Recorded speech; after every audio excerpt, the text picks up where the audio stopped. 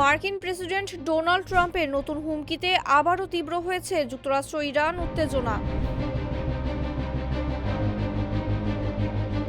Iran তাকে গুপ্ত হত্যার চেষ্টা করলে দেশটিকে চিরতরে নিশ্চিহ্ন করার হুঁশিয়ারি দিয়েছেন Trump.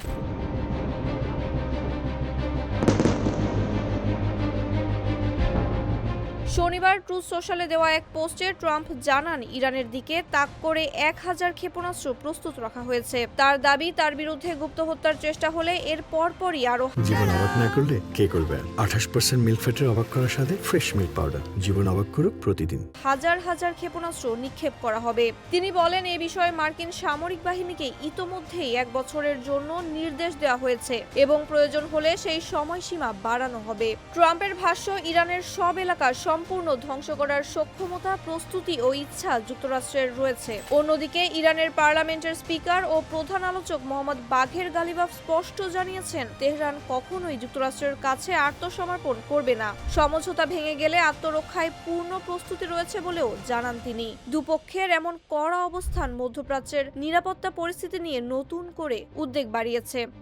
Mahbuba Islam, face the people.